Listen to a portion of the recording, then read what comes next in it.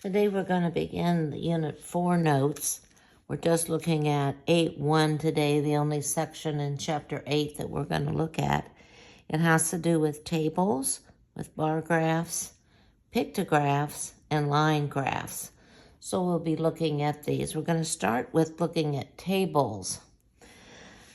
Tables are used to organize and analyze data, which is information. A table uses rows and columns, we know that, to reference information. The individual entries within a table are each called cells. This table summarizes the maximum wind speed, the number of reported deaths, and estimated cost of recent hurricanes that made landfall in the United States. I'm kind of familiar with this. We hear a lot about this on the news these days about different hurricanes, but here's 5 that have made landfall in the United States. Katrina, Fran, Andrew, Hugo, and Alicia. It lists the name of the hurricane in the first column, where it made landfall. Katrina was in Louisiana, Mississippi. Fran was in North Carolina and Virginia, and so forth. The maximum sustained winds in the landfall. So in Katrina had sustained winds to 125 miles an hour, Fran 115, and so forth. The number of reported deaths, there were over 1,800 deaths for Katrina, 37 for Fran, and so forth. Estimated cost in the billions of dollars. So Katrina damaged more than $81 billion. And Fran just almost 6. So this is how the table's set up. We have headings down the side and across the top, and the information is put in the cells. So let's look at our questions. Which hurricane caused the greatest number of deaths? So we're going to look in the deaths column, and we can see it's obviously this one, which is Katrina. Second question, which hurricane was the most costly? Well, we look in the cost. We look in the cost column, and this one is the second largest, over $35 billion. But Katrina, again, is the one that was the most costly. What was the difference? We know this means subtract. The difference between the maximum sustained winds for Hurricane Andrea and Hurricane Katrina. So we're going to look in the maximum sustained winds, and we're looking at Andrew and Katrina. So we're going to find the difference. So I can subtract on my calculator, or I can do it here on paper. I could probably do this in my head. So the difference would be 20 miles per hour. This should not be it should be how many times greater was the death toll for Hugo than for Alicia? So the death toll for Hugo, here's the death toll, was 57. And for Alicia was 115. So how many 57s are in 115? So I'm going to divide 115. I'm going to divide it by 57.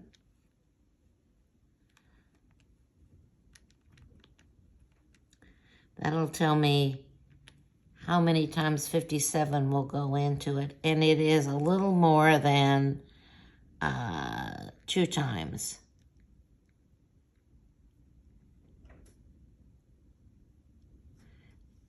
I'm just going to put a little plus up there. It's a little more than 2 times. This is what I got on my calculator. 2.01 754386, and there's probably more after that, I don't know, but you can see that's just barely over 2 times. So much for tables. Be sure to read the questions carefully. That's kind of the secret to answering those questions, is to be sure you're answering the question that they're asking. So read carefully, find your answer, double check to be sure that's answering the question that is asked. Now we're going to look at some bar graphs. And in the textbook, they want you to draw bar graphs. I don't know that we want to bother doing that. The difficult part of drawing bar graphs is coming up with the scale. That's probably the most difficult part. Well, what I've done here is I've making a bar graph showing the wind speed. So this is the wind speed, the sustained wind speed in miles per hour. And of course, these are the names of the hurricanes.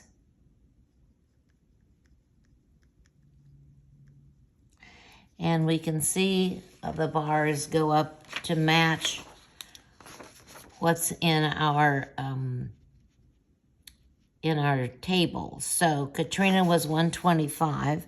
So here's 120. Here would be 130. So 125 would be halfway between 120 and 130. There's 20 in here, so we're looking at about a fourth of the way up. Fran is 115. So here's 100. Here's 120. Here's 110. So 115 is going to be about here. And that's where this one is, and so forth. So I think you've had bar graphs for 100 years, so we won't really deal with that too much more. But that's just a bar graph that's made from a column in the table that we looked at. Pictographs. Sometimes a bar graph might use an icon or a small image to convey a unit of measurement. This type of a graph is called a pictograph because it has pictures on it. This is usually the first kind of graph that students make, like in first grade. You have little pictures, maybe it's about your shoes or whatever, and you stack those up and you make what looks sort of like a bar graph, except it has pictures rather than shaded in cells.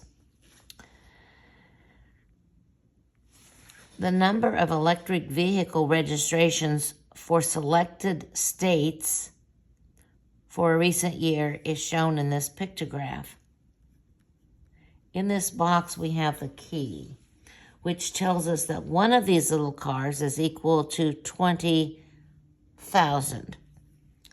So here you can see for Florida, for New York, for Washington, Arizona, and Oregon. So we have 20,000, 20,000, 20,000, 20,000, and not a whole car. So we would have to kind of estimate.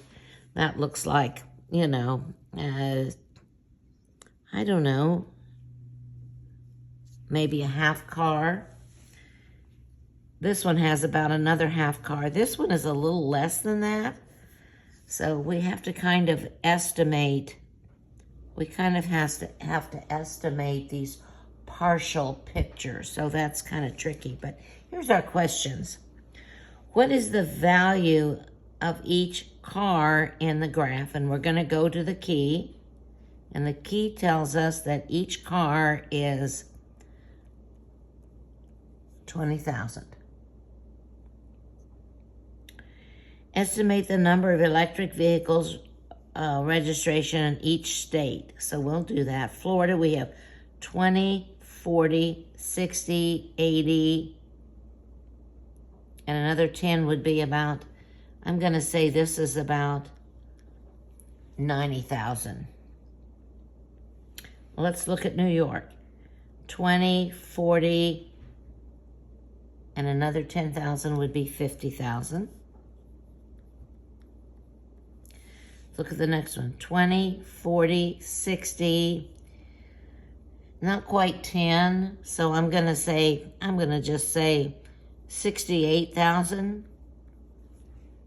And again, we're just estimating, and that's kind of tough when you have these half cars. So this next one, we have 2 cars, 20, 40,000. And the last one, we have 20, 40,000.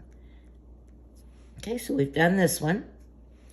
For which state was the number of vehicle registrations approximately 50,000? Well, we have said that it would be New York.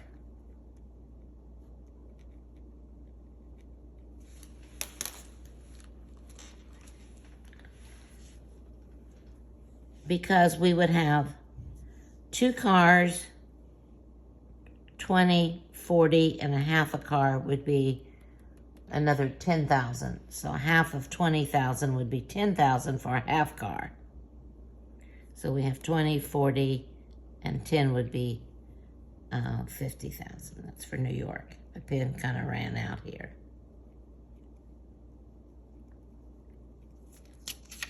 That's the pictographs. Last, we're going to look at line graphs, and these are often used to track how one variable changes with respect to a second variable. A line graph may illustrate a pattern or a trend of a variable over time and allows us to make predictions. So what we have here, we kind of have a double line graph.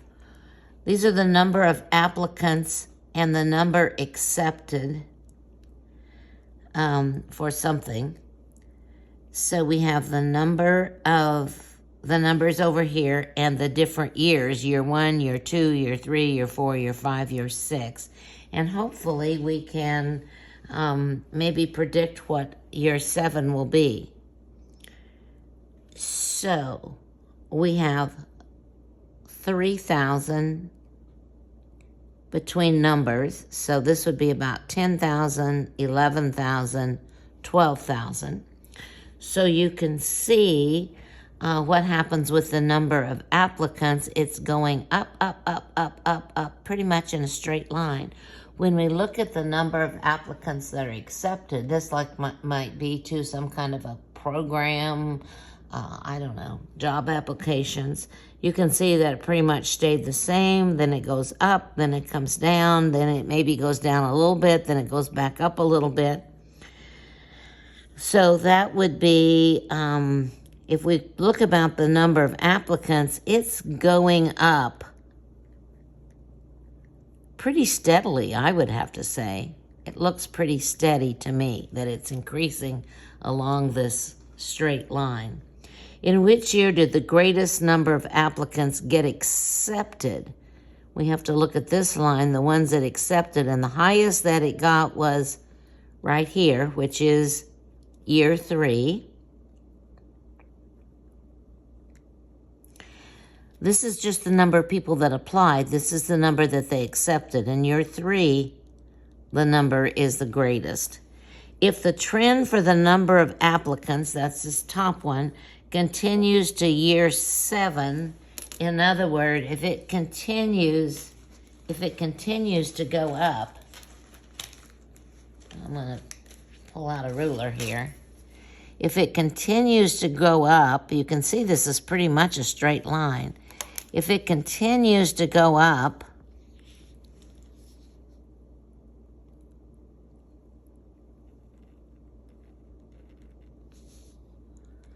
it's going to be about there on year 7. Approximately how many new people will apply to the college? So if we want to find the new people, it would be from this point to this point. So, I don't know, let's see. This is almost 12,000. Let's say 11,000. Let's say 800. And this one is a little over 12,000. Let's say 12,200. I'm just kind of estimating those. So how many new applicants from here, how many new applicants would apply to the college? I'm going to say 12,200. That's pretty much how many, it looks like that's how many would apply in year 7. And this is just an estimate. Just because the graph looks that way doesn't mean that, next year this could drop tremendously. That would not be following the trend or the pattern, but that is a possibility for the reality to be. We know that when we predict things that would happen, sometimes they're different than what we think they will be, and that's the way this might be. I don't know. So it would go up a little bit, and we want to know how many. So I'm looking kind of where this would be a little over 12,000, maybe not even that much, maybe more like 12,100. It's hard for me to say for sure exactly where that dot is, but it is over 12,000 where we've extended this line.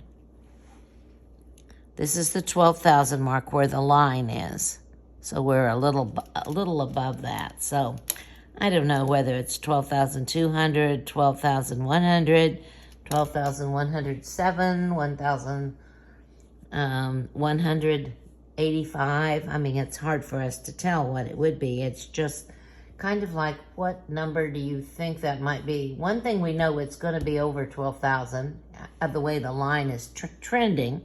So we know that it is going to be a little bit over 12,000. We just don't know even where that is on the graph.